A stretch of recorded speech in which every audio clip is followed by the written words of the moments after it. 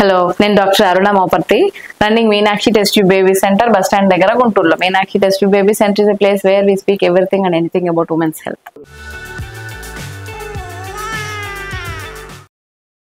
ఈ రోజు మీకు ప్రెగ్నెన్సీ ఫస్ట్ ఆల్రెడీ వచ్చింది కానీ సెకండ్ ప్రెగ్నెన్సీ రావట్లేదు అన్న దాని గురించి, ఏం చేయాలి ఏంటనే దాని గురించి బ్రీఫ్ చేయబోతున్నాను. ఫస్ట్ అసలు ప్రెగ్నెన్సీ రాలేదు అనుకోండి, దాన్ని ప్రైమరీ ఇన్ఫర్టిలిటీ. పెళ్ళైనాక 1 సంవత్సరం అయిపోయింది, ప్రెగ్నెన్సీ ఒకసారి కూడా రాలేదు అంటే ప్రైమరీ ఇన్ఫర్టిలిటీ అంటాం. ఆల్రెడీ ప్రెగ్నెన్సీ వచ్చింది, అది ట్యూబ్ లో ప్రెగ్నెన్సీయో, నార్మల్ ప్రెగ్నెన్సీయో, అబార్షన్ అవడమో, డెలివరీ అవ్వడమో, ఏదో ఒకటి. ఒకసారి ప్రెగ్నెన్సీ అంటూ వచ్చింది కానీ మళ్ళీ రెండోసారి ఆ ప్రెగ్నెన్సీ అందటం లేదు అంటే దాన్ని సెకండరీ ఇన్ఫర్టిలిటీ అంటారు. సో ఫస్ట్ ప్రెగ్నెన్సీ వచ్చిన తర్వాత ఒక 6 months to 1 year మధ్యలో మళ్ళీ ప్రెగ్నెన్సీ రావాలి. అసలైతే ఒకవేళ రాలేదనుకోండి, దాన్ని సెకండరీ ఇన్ఫర్టిలిటీ అంటాం అనమాట. మా మదర్ సాల్ వచ్చింది, మా మదర్ కూడా 5-6 years ఒకళ్ళు పుట్టేవాళ్ళు, లేకపోతే మా అత్తగారు లాగా అన్నారు, మా ఇంట్లో వాళ్ళు ఇలా చెప్పారు, అలా ఇలా అని కాలయాపన చేస్తూ ఉంటారు చాలా మంది. అదే వస్తుందిలే, చూద్దాంలే, మనకు ఆల్రెడీ వచ్చింది కదా, మనకి ఏమైనా ప్రాబ్లం ఉంటే ఫస్టే రాదు కదా, ఇప్పుడు ఎందుకు రాకుండా ఉంటుంది, ఫస్టే వచ్చింది కదా, వచ్చిందిలే అని. కానీ అది తప్పు. ఒకవేళ మీకు ప్రెగ్నెన్సీ సెకండ్ది కావాలి అనుకుంటే 2 సంవత్సరాల తర్వాత మళ్ళీ ఇంకొకసారి ట్రై చేసుకోవాలి. ఎందుకంటే ఏజ్ పెరగటం వల్ల ప్రెగ్నెన్సీ గ్యాప్ ఎక్కువైపోయింది అనుకోండి,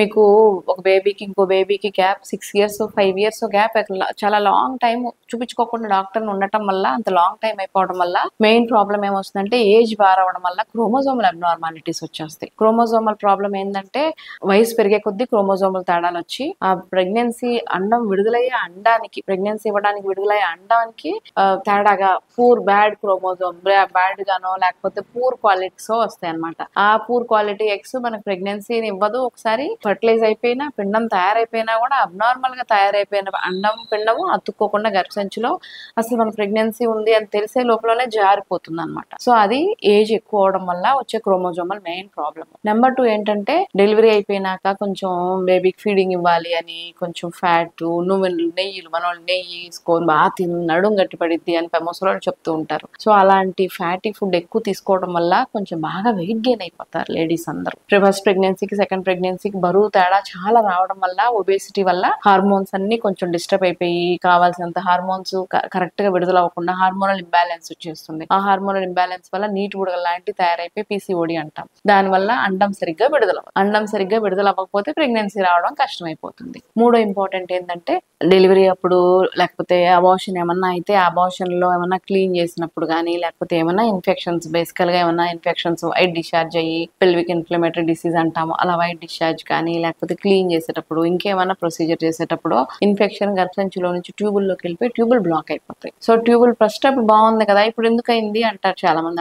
అలాగ చెప్పలేము మనం. ఎందుకంటే ఏ ప్రొసీజర్ లో ఏ చిన్న తేడా వచ్చేసినా కూడా ట్యూబుల్ బ్లాక్ అయిపోయి ప్రెగ్నెన్సీ ఎగ్గు పెరిగినా కూడా ప్రెగ్నెన్సీ అందకుండా ఉంటుంది అనమాట. అది మూడో ఇంపార్టెంట్ కారణం. ఇంకొకటి ఏంటంటే థైరాయిడ్ డిస్ఫంక్షన్. థైరాయిడ్ అనే హార్మోన్ కొంచెం మన బాడీలో, థైరాయిడ్ ఎప్పుడు పెద్దదో ఎక్కువ అవుతుంది తక్కువ అవుతుంది అనేది వయసుకు సంబంధం లేదు, కానీ ఒక్కొక్కసారి సడన్ గా థైరాయిడ్ డిస్టర్బెన్స్ మన బాడీలో మనకు తెలియకుండా వస్తుంది. థైరాయిడ్ ఎక్కువైనా థైరాయిడ్ తక్కువైనా కూడా ప్రెగ్నెన్సీ రావడం కష్టమైపోతుంది. ఇంకొకటి ప్రొలాక్టిన్ అనే హార్మోన్ ఉంటుంది. ఆ ప్రొలాక్టిన్ అనే హార్మోన్ బేబీకి పాలు ఇచ్చేటప్పుడు రిలీజ్ అవుతుంది అనమాట మన బ్రెయిన్ లో నుంచి, పిట్యూటరీ గ్రంథిలో నుంచి. ఆ హార్మోన్ ఎక్కువ అవడం వల్ల తక్కువ అవడం వల్ల కూడా అండాశయంలో అండం విడుదల అవ్వదు, కానీ అవ్వకపోవడం వల్ల ప్రెగ్నెన్సీ అందదనమాట. ఇంకొన్నిసారి షుగర్ రావడము, బీపీ రావడము, ఎక్కువ అవడము, ఇది మెటబాలిక్ డిసార్డర్స్, ఏదైనా చిన్న ప్రాబ్లమ్స్ రావడం వల్ల ప్రెగ్నెన్సీ అందదు. జెంట్స్ లో కూడా ఈ సెకండరీ ఇన్ఫర్టిలిటీ ఎందుకు వస్తుందంటే, జెంట్స్ లో కూడా కొంచెం ఏజ్ ఎక్కువ. ఫస్ట్ ప్రెగ్నెన్సీ అప్పుడు కొంచెం రిలాక్స్డ్ గా యంగ్ గా ఉంటారు. సెకండ్ ప్రెగ్నెన్సీ అప్పుడు కొంచెం ఏజ్ పెరగడం, వర్క్ స్ట్రెస్ పెరగడం,